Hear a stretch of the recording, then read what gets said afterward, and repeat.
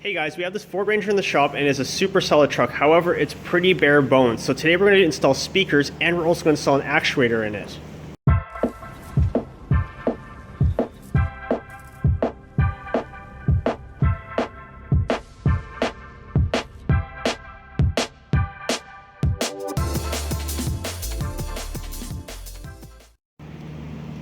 So I am huge on convenience, but the main thing that I always want is I always want to have power door locks over power windows because I always have to lock and unlock the vehicle.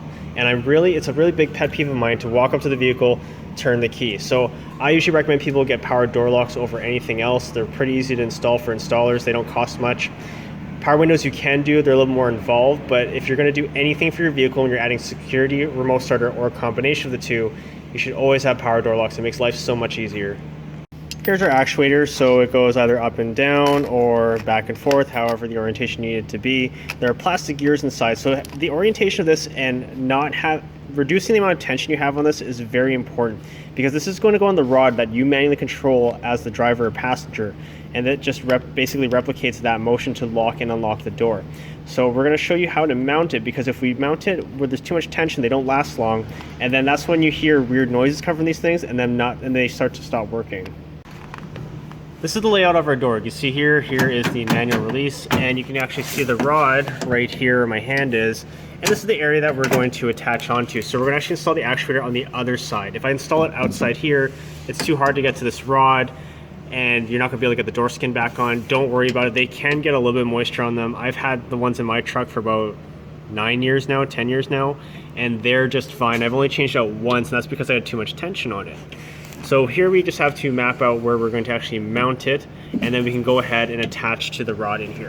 So what I do is I roughly get where it needs to be on the inside and I have an idea, and then I bring the actuator back to the outside and I use it as a template to know where the holes have to be. And I mark it off with a pick, and then after the pick I go back and I find those spots.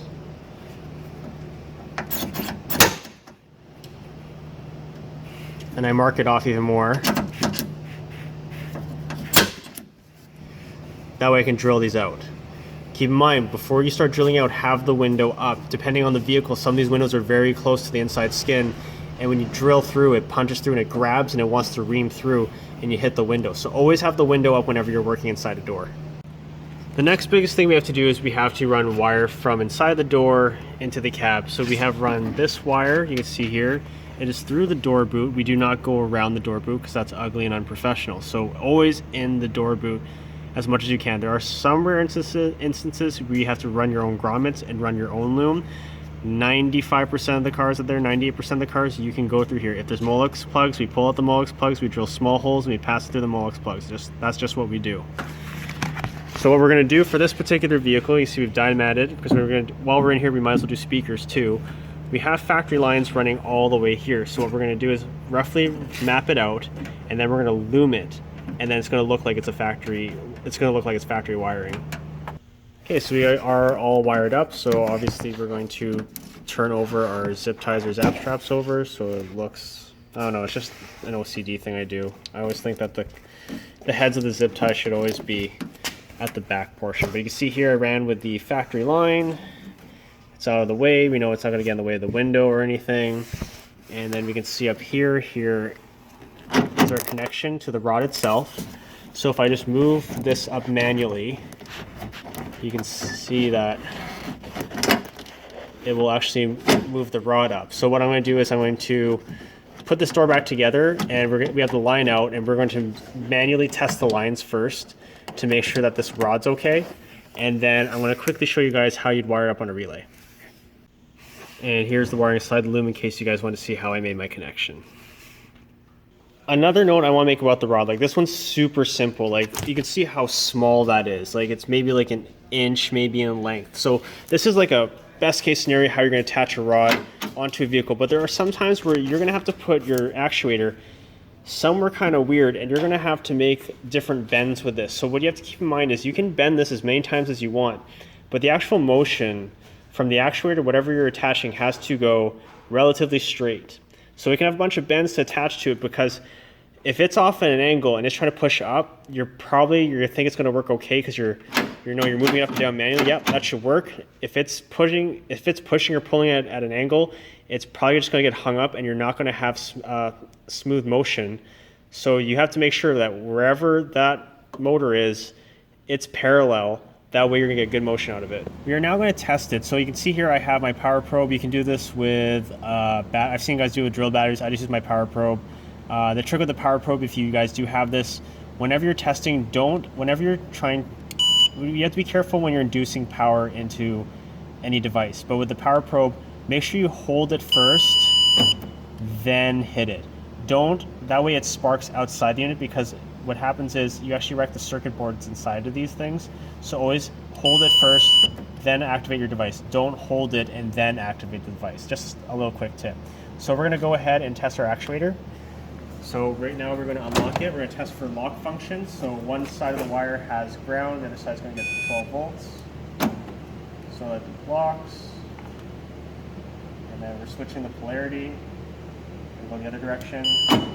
Unlock. So yeah, we have good operation, so we're good to go. Okay, so I'm going to give you guys a crash course on this. If you are familiar with relays, you'll be able to follow along very easily. If you are not familiar with relays, I would highly suggest that you have a professional install shop do this, because you want to have the best possible result, and it doesn't cost that much to pay a pro to do this. But anyways, so your main power is going to be fused. Now we have the white is going to be 86, and 87 is the yellow. So just so you guys know, so 86 and 87, this is going to go to 12 volts. Our 87As, we will need these, the red over here, that is going to go to ground. Now we have these black wires, this is 85. 85 is going to be your trigger wires. So typically on most aftermarket alarms or remote starters, they have a negative output for locks. That's why we want these on negative. So 85 will go to your lock and unlock triggers. The blues over here are 30. So pin 30, each one will go to for lock or unlock. So it's going to be one set of wires off the actuators is going to be one relay, and then the other one's going to be the other relay. So you have two wires coming off of your actuators. So let's say it's green and blue coming off of it.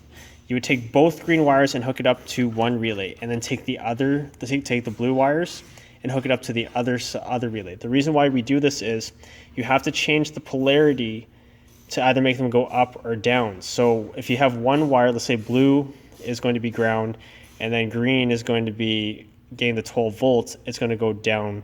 And then if you flip it, it's going to go up the other way. That's why we have 87A hooked up to ground.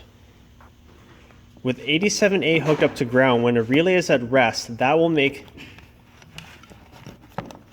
the 30 pin of the relay at rest ground. While the other relay is being activated, it will go 12 volts, and then they'll flip depending on which direction you want it to flow. So like I said before, guys, if you're not familiar with relays, comment below and we can do a video where we can discuss this more. The thing about relays are there's a lot to cover. You can do a lot of different things with them. Old school ways, we can actually run multiplex systems with them, with ground and resistors.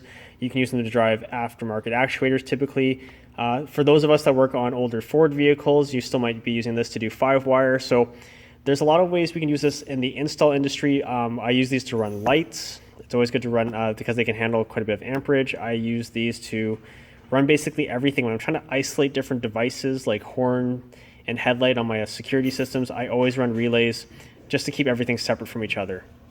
And there you guys have it. That's how to put an actuator into a vehicle that has manual door locks. Now, I will note there is a type of lock system that I personally don't do and that I actually turn away, and it's the cable locking system. I know it can be done. There is an adapter out there. I found like I had to JB weld onto the cable because the set screws would just keep, it's basically, there's a cable you have to cut off the sheath, and they put a piece of metal on, and then set screws just clamp onto that, and I'd have to keep adjusting the set screws all the time. And I had to do that on like a couple friends' cars just to try it out. So for me, I don't do cable actuators because I just find you can't adapt onto them reliably. If I were to ever do cable actuators, what I would do is actually go to the factory, get the latch with the power door lock motor built into it, and then power that up. That's how I would do those kind of vehicles. But for any other regular vehicle that just uses rods like we showed today, that's how an actuator goes in. If you like today's content, make sure to check out my channel and hit the subscribe button, and make sure to hit that bell notification. What that does is it makes sure that you're always kept up to date with all the content that we're providing with you guys on YouTube. So the way that we have the channel set up is I have the uploads up top. That way, at all times, you can always see, if you just hop by the channel, what our latest upload is. Plus, with the bell notification, you're going to get some sort of message from YouTube itself. We also have popular uploads, car videos, how-to videos, demonstration and informational videos, and a lot of cool other specific car videos like our builds playlist. I really like the builds playlist because it takes all the theories from our how-to section and it keeps applying it to different vehicles.